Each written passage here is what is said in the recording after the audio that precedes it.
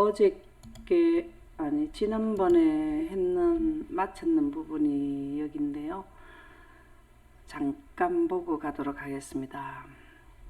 지성소 사업에 대한 것을 이해하게 되면 하늘의 지성소 사업에 대한 내용을 이해하게 되면 우리가 무엇을 해야 되는지를 가르쳐 준다. 그렇게 나옵니다.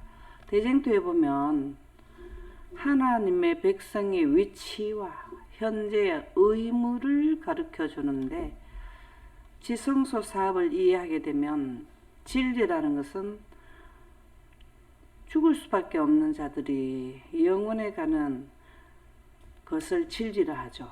그렇죠. 구속의 대경륜과 영원에 가는 생명의 빛이 진리잖아요. 이것은 전체적인 체계와 상호 연결되고 조화되고 있는데, 지성소 사업에 지금 우리가 위치되어 있습니다. 하늘의 지성소 사업인데 우리 그 시대에 살고 있는데, 이것은 다니엘서에 예언되어 있는 거 보면은 첫째 천사 기별과 둘째 천사 기별이 지성소 사업이고, 또 다니엘에게 마지막 시대에 대하여 설명한 그 천사의 말은 마지막 때에 이해가 된다는 것은 지금은 셋째 천사 기별이 개봉되기 직전에 있다. 이 내용을 지성소 사업으로 해서 우리의 위치와 그 다음에 의무를 깨달을 수 있다라는 것을 지난 시간에 했습니다.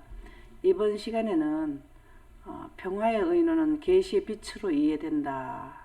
우리가 예언을 해야 된다 하는데, 이 예언이 어떻게 해서 예언이 되는지 지금까지도 이해되어 왔지만 더 설명을 들어보도록 하겠습니다. 고린도전서 2장 6절에서 7절을 한번 읽어보세요. 그러나 우리가 온전한 자들 중에서는 지혜를 말하노니, 이는 이 세상의 지혜가 아니요 또 이 세상에서 없어질 통치자들의 지혜도 아니요 오직 은밀한 가운데 있는 하나님의 지혜를 말하는 것으로서 곧 감추어졌던 것인데, 하나님이 우리의 영광을 위하여 만세전에 미리 정하신 것이라. 감사합니다. 우리가 지식도 예언에 한정되는 거라 그랬죠. 예언을 설명할 때에 지식이란 단어를 쓴다 그랬죠. 그죠? 다니엘서의 마지막 때 지식이 증가한다.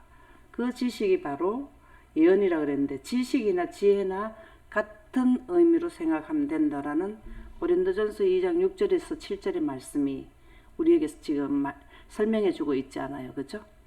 이 지혜는 우리가 이 인류가 살아가는 데 있어서 지혜, 문명이 발달되고 또 우리 여성분들이 살아가기에 좋아지는 부엌에 대한 어떤 우리가 옛날에는 불을 떼고 했는데 지금은 그냥 밥솥에 넣어놓고 손가락 딱 누르면 뭐가 돼요? 밥이 되어 나오는 이러한 지식, 인류가 기차를 타고 비행기를 타고 이러한 지식, 이것은 우리의 인류에 대한 문명이 발달되는 지식이지만, 여기에서 말하는 지혜와 지식이라는 것은 뭘 말하는가? 오직 은밀한 가운데 있는 하나님의 지혜를 말하는 것으로서, 이제 지혜와 지식이라는 단어의 성경에 나오는 단어가 가리키는 내용이 뭔지인지 이해가죠?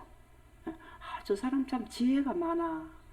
이것은 이 땅에 사는 사람들이, 많은 연구가들이 이 땅에 필요한 것을 기술과 또 어떠한 문명을 개발시키는 그러한 지식도 있고, 여기 성경에서 말하는 지식은 영원에 가는 것을 이해하는 것을 지혜란다.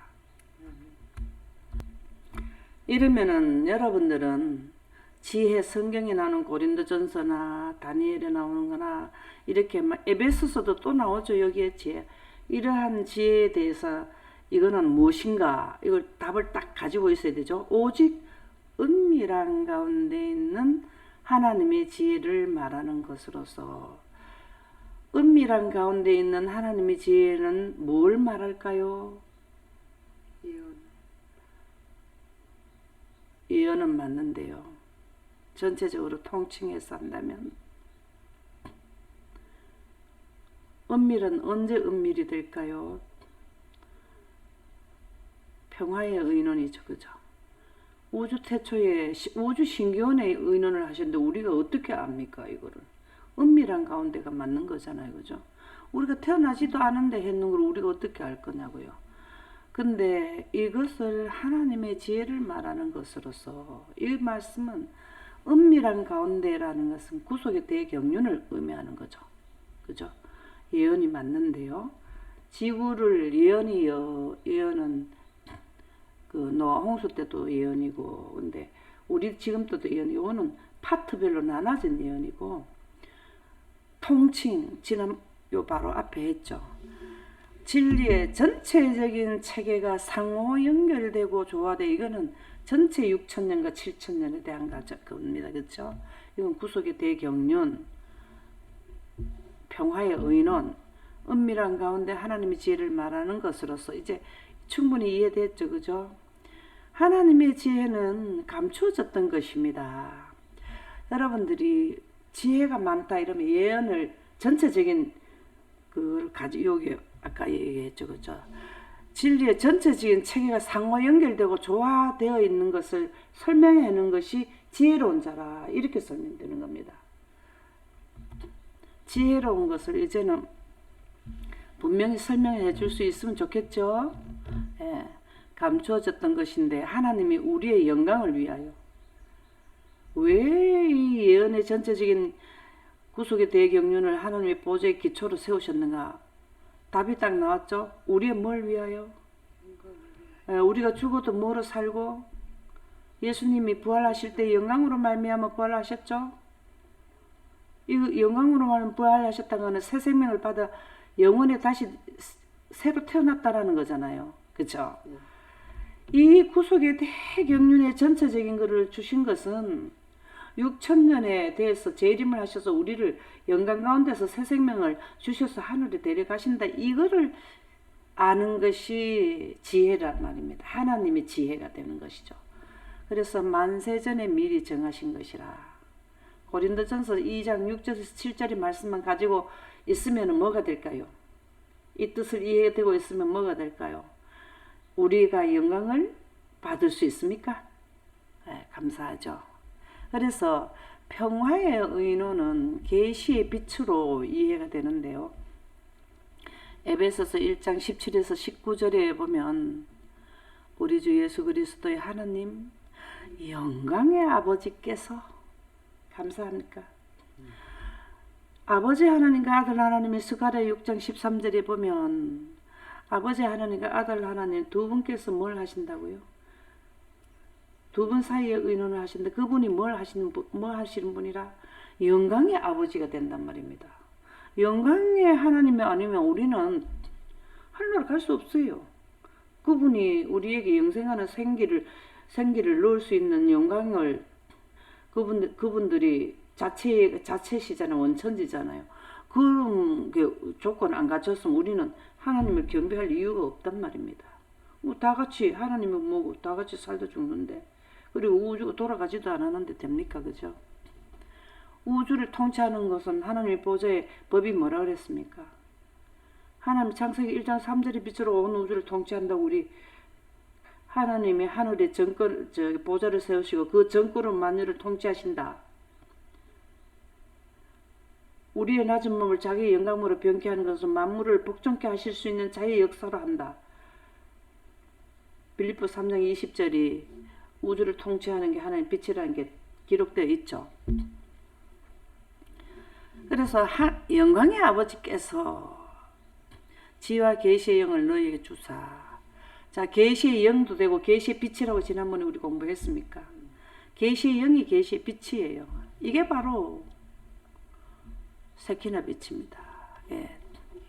이스라엘 백성들에게 모세의 최고 지도자에게 나타난 것은 항상 하나님의 영광으로서 과거와 현재 미래를 보여주는 십계명을 받을 때 이 영광으로 인해서 하신 거예요. 그래서 영광의 아버지께서 지혜라는 것은 뭡니까? 구속의 대경륜을 계시의 영으로서 너희에게 주사. 아멘입니까? 너희 이런 자를 누구라고 칭해 준다고요? 이걸 믿음으로 말미암는 의의 기별이기 때문에 이걸 믿음으로써 하나님의 자녀가 되고 우리가 영광을 하늘나라는 영광만 비치는 지역이잖아요. 거기 들어가서 살 수 있다. 이렇게 좋을 때 아멘이 안 나오네. 안 가고 싶어요. 참 너무 좋습니다. 하나님을 알게 하시고 너의 마음의 눈을 밝히사. 이게 영안이에요. 라오디가 교회 보내는 기별이 뭡니까? 뭘 사서 발라보라? 안약을 사서 발라보라 하는 게 안약이 하나님의 영광의 빛이에요. 세키나 빛이에요. 그 기업의 영광의 풍성함이 무엇이며 우리가 하늘나라가 기업을 받잖아요. 하늘나라를 기업으로 받잖아요. 그때 가면 영광이 풍성해. 지금은 부분적으로 이스라엘 백성들 있을 때는 지성소에만 부분적으로 있고 또 믿음의 조상들에게 부분적으로 영광이 임해가지고 예수님 침례받을 때로 이 영광이 부분적으로 내는데 그때 가면 하늘나라 가면은 성층권의 물층에 빛을 넣기 때문에 지구 전체가 다 풍성하게 비친단 말이에요. 그지? 하나님의 영광이 하늘을 덮었고 하박국이 나옵니까? 이런 게 풍성함이 무엇이며 그의 힘의 위력으로 역사하심을 따라 이 하나님의 힘, 그의 힘과 능력과 권세와 뭐 세세토록 있을지어다 하는 게 힘이고 능력의 권세가 다 하나님의 영광입니다. 역사하심을 따라 믿는 우리에게 베푸신 능력의 지극히 크심이 어떠한 것을 누구로 알게 하시기를 구하노라. 누구로 알게 하시기를. 여기 뭐라고 나와요? 너희로. 그러면 여기 너희가 각자 자기 이름을 넣어보세요. 각자 자기 이름을 딱 넣으면 나에게 알게 하시기를 구하노라 이렇게 기록이 된단 말입니다. 그러면 우리가 뭘 해야 돼요? 하나님의 지혜를 깨달아야 되죠. 예, 하나님의 지혜는 뭐라 그랬어요? 계시의 영이라 그랬죠. 그죠? 이렇게 해서 예언을 우리가 하게 되면 영광을 위하여 하나님이 우리의 영광을 위하여 만세 전부터 우리는 믿기만 하면 돼. 이거를 깨달아야 믿지 뭐. 이게 내용도 깨닫지도 않고 믿는다 하는 거는 옛날에 어른들이 물 떠놓고 우리 할머니 그 많이 비는 거 봤어요. 어렸을 때 멋이라 부엌에서도 빌고 나가서도 빌고 머리를 깨끗하게 오래 빗어가지고 쪽을 딱 빈혈을 해가지고 앉아가지고 비는 거 봤어요. 성경의 연대는 미래를 미리 보여주는 기간이다. 그 만나 주석에 보니까 숫자는 예언을 하는 데에 적용되는 아주 것이라는 문자가 그렇게 예언을 하는 데는 숫자가 없으면 예언이 안 돼요. 그래서 연대가 꼭 나와요. 대쟁투 324쪽에 보면 나는 성경에 있는 연대적 기사들도 그것이 하나님의 우리 지난번에도 이 말씀 봤죠. 하나님의 말씀이 일부분인 이상 성경의 다른 부분들과 마찬가지로 이 1300주야니 1335일이니 놓치지 말아야 된다 이 말입니다. 자, 숫자에 대한 개념을 이해하는 것은 뭘 이해하는 거예요? 뭘 이해하는 거예요? 오직 은밀한 가운데는 하나님 지혜를 이해하는 거예요. 숫자로 하나님의 지혜를 이해하게 됩니다. 이게 하나님의 지혜가 감췄던 이게 구속의 대경륜이죠. 여기에 그죠? 구속의 대경륜을 이해하는 데는 숫자로 이해를 한단 말입니다. 그렇죠?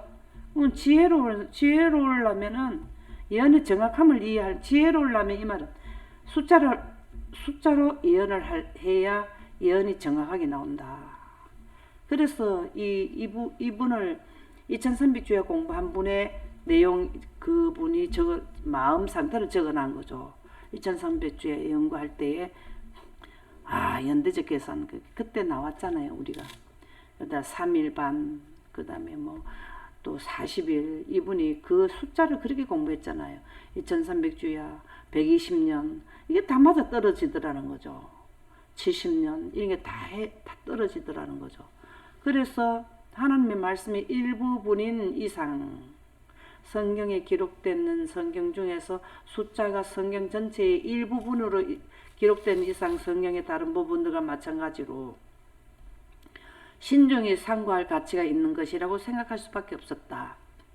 지금 1335일 같은 경우는 그 장을 그냥 하나가 없다라 제가 보기에는 그래 예언이 안 나오니까 그 장을 하나 쫙 찢어서 그 부분은 없다라고 생각하고 있는 것 같아요. 현대인들이. 그 부분을 연구를 너무 안 한다 이 말이에요. 관가해버리더라는 거죠. 이때 당시에 이 1300주야를 연구할 때에 이분은 엄청나게 숫자 공부했어요. 그러면 우리에게 해당되는 숫자 공부는 누가 할 겁니까? 우리가 해야 되잖아요. 그죠? 그래서 그러므로 나는 이 1300주야는 사람들이 인정을 하고 이 1300주야가 끝나는 1844년 10월 22일 이후에 일어나는 1335일은 삭제가 되고 있어. 지금 하면 안 된다 그렇게 생각하고 있단 말입니다. 대부분이 그렇게 해요. 왜? 과거에 있었다. 그건 미래가 아니다. 근데 다니엘 7장에서부터 12장은 재림에 대한 내용이 기록되어 있다 그랬죠. 그럼 12장은 재림의 기별 중에서도 더 끝부분에 기별이 다니엘 12장에 기별이 된단 말이에요. 그렇죠? 그래서 신중히 상고해야 할 가치가 있는 것이라고 생각할 수밖에 없었다. 이분은 그때 2300주야가 신중히 상고했고 지금은 우리는 2300주야 이후에 숫자를 신중히 상고할 가치가 있는 것이라고 생각할 수밖에 없습니다. 지금은. 이 시대에 신중히 해야 될 것은 2300주야는 우리는 누구든지 인정을 다 해. 그렇죠? 근데 그 뒤에가 우리가 신중하게 생각할 것이 나오게 되는 거죠. 그러므로 나는 하나님께서 당신의 자비로서 우리에게 보여주신 것을 깨닫기 위하여 우리가 숫자 공부하는 것은 뭐라고요? 당신의 자비입니다. 2300주야는 우리에게 자비예요. 이런 기준점이 없으면 재림이 시작되는 조사 심판이 시작되는 기준점이 없으면 재림을 선포할 수가 없어요. 재림 기별이 나가는 기준점이 없으면 우리가 첫째 천사 기별을 1843년에 나가야 되는 거를 2002년도에도 할 수 있게 되는 거예요. 기준점이 없다 보면 또 미리 그 전에 할 수도 있다 이 말이에요.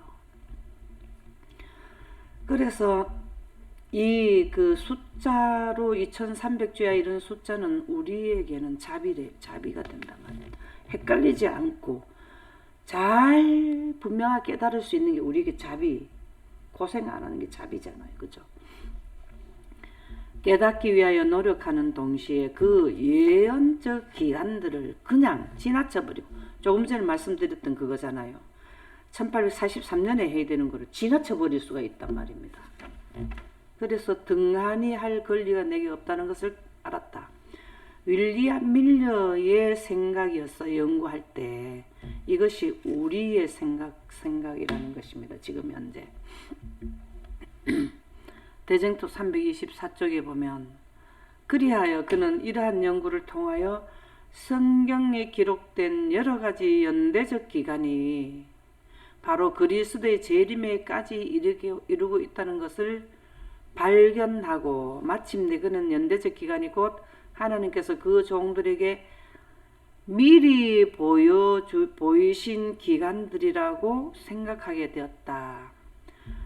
모세는 오묘한 일은 우리 하나님 여호와께 속하였거니와 나타난 일이 미리 보여주신 기간이라는 겁니다. 그렇죠? 우리 이거 많이 했죠. 신명기 29장 29절. 이것은 예언하는 분들은 신명기 29장 29절은 분명히 머리에서 저장이 되어 가지고 잘 나와야 된다.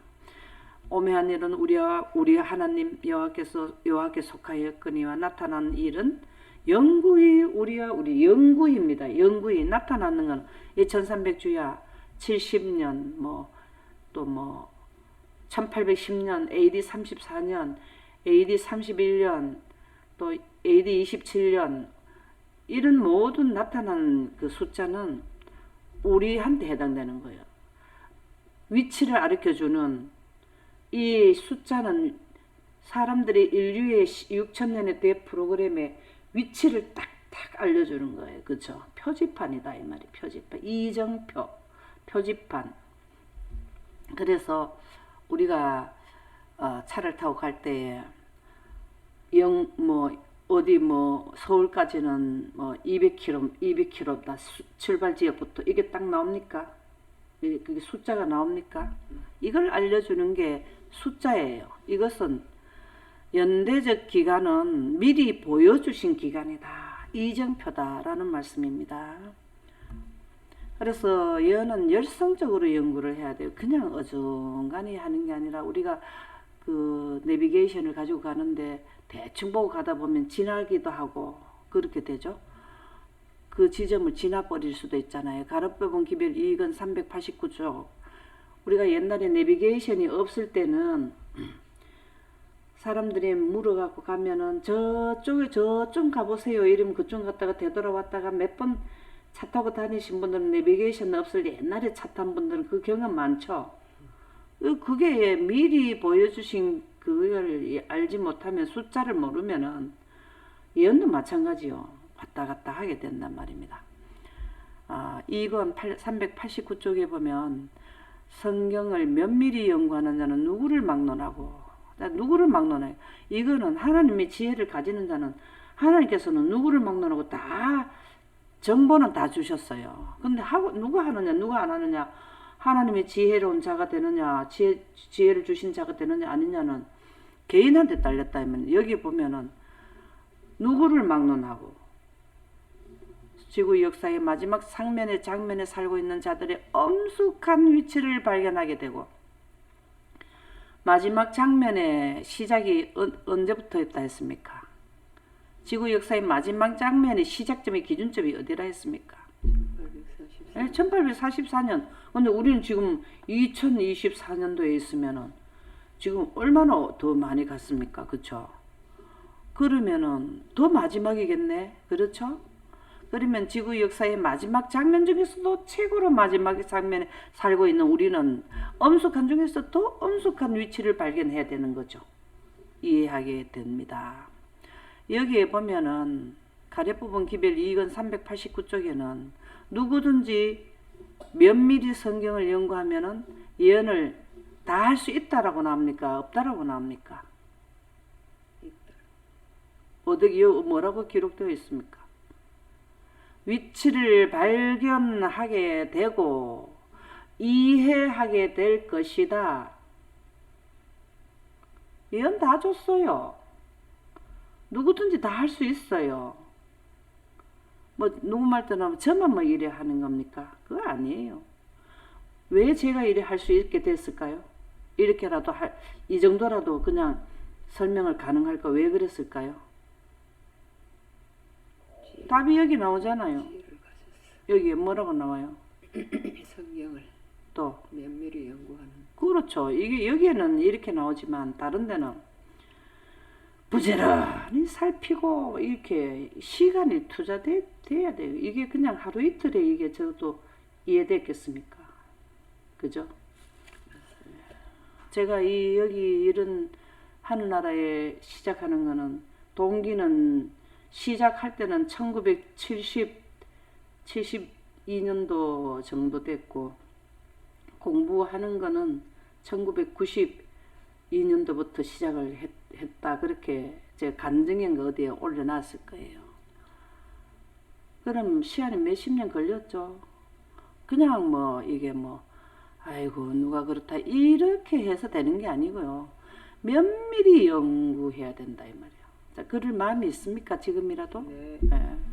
저들은 저희 자신의 무능함과 연약함을 절실히 느끼게 될 것이며 이 공부를 하게 되면 사람들이 이렇게 대체로 하는 게 염려하는 게 뭐냐면 하늘의 대항을 설명하면 저 사람이 또 문제를 일으킬 게 아닌가 이렇게 생각을 한다 이 말이에요. 근데 하나님의 지혜를 가지고 구속의 대경륜을 이해하게 되고 바르게 이해하게 되면 어떤 일이 일어나냐면은 자신은 무능함과 연약함을 느끼게 돼요. 절실히 느끼게 돼요. 왜? 거대한 하나님의 인류를 위한 자비의 사랑의 구속의 대경륜을 이해하면 입을 벌리고 어디다 우리가 거기다가 내가 많이 안다 이거를 표시할 수 있어요. 하나님의 무궁무진함을 보면 우리는 진짜 하나의 티클 정도로 이해되었다라고 볼 수밖에 없어요. 하나님의 이 구속의 대경륜을 이해하면 할수록 지속적으로 뭘 하게 되냐면 하나님의 경외심과 하나님의 뜻을 이해하면 하나님의 거대하심을 볼 수 느끼게 된다 그 말이에요. 우주를 통치하는데 저는 그 가정만 몇 사람만 자녀만 키우는 것밖에 더 있습니까? 어디다 대고 그렇게 할 수가 있습니까? 그죠? 연약함을 절실히 느끼게 될 것이며 이 예언 공부와 하나님의 사랑과 인류를 위한 구속의 대경륜은 사랑의 뭐라 그랬습니까? 사랑의 율법이라 그랬잖아요. 경건의 외양을 버리게 되는 거예요. 하나님과의 산연합을 이루는 것은 우소적인 의무를 여기게 될 것이다. 예언을 하게 되면 지난번에 뭐라 했습니까? 신앙을 일으킨다 그랬잖아요. 지금 우리가 영적 잠을 자고 있고 또 다른 예언의 신에는 우리가 혼수 상태에 빠져 있다는 말도 있잖아요. 이게 무슨 말인가 하면은 예언이 정확하지 않으면은 분명하고 확실성이 없기 때문에 어떻게 해야 갈 바를 모른다 이 뜻이거든요. 그래서 안약을 사서 발라보라. 하나님께서 여러 가지 방향으로 우리에게 설명해 주시고 있습니다. 하나님과의 산연합이 되는 것은 뭘 하는 것이다? 성경을 면밀히 살펴서 지구 역사의 마지막 장면에 우리의 위치를 발견하고 예언을 이해하게 되면 누구와의 산연합을 이룬다? 하나님과의 산연합을 이루는 것은 우선적인 의무로 여기게 된다. 내가 이 땅에 몸을 담고 있지만 이 땅에 먹고 사는 건 하기는 해도 그거는 그냥 의무로 우리가 하는 거지만 실질적으로는 그보다 더 생각은 뭘 해야 된다. 한 개라도 예언에 대해서 공부를 더 하는 쪽으로 해야 된다. 그 말이에요. 이 말이에요. 그래서 하나님께서는 당신의 말씀에 구원의 진리를 계시하셨습니다. 아멘입니까? 아멘. 하나님의 말씀이라는 건 성경이죠. 구원의 진리라는 건 뭐예요? 지난번에 여기 나왔죠. 그죠? 구원의 진리가 뭐라 그랬습니까? 여기. 진리가 뭐라 그랬습니까? 전체적인 체계와 상호 연결되고 이게 구속의 대경륜이라 그랬죠. 우리 공부했죠. 그죠? 예. 그래서 여기에 보면은 하나님의 어디 갔노? 뭐 하다 그랬노? 예. 하나님과의 산연합을 이루는 것은 우선적인 의무로 여기게 될 것이다. 뭐 우리가 뭐 신앙해라 뭐 어찌 할 필요 없어요. 예언만 제대로 이해되면요. 우리가 잠자던 신앙이 부흥, 개혁, 깨어난다게 되면 잠에서 깨어난다. 영적 잠에서 깨어나는 겁니다. 하나님께서 당신의 말씀에 구원의 진리를 계시하셨습니다. 요게 하다 그랬네요. 구원의 진리를 분명히 계시하셨습니다. 자, 구원의 진리는 구속의 대경륜인 6,000년의 역사를 숫자로 딱딱 이렇게 해놨습니까? 진리를 계시했습니까? 네. 예. 정신 차려야 됩니까? 하나님의 백성인 우리는 열성적인 예언 연구가 들이되어야 하며 하나님의 백성이라 하면 예언 연구가가 되어야 돼요. 이게 제가 했는 말씀입니까? 예언해라 하면 참 그런 거를 왜 자꾸 말을 하나. 우리 시대에 해당되는 현재 기별을 얘기하면은 다 이거를 받아들이는 사람이 별로 없더라고요. 있기는 있어요.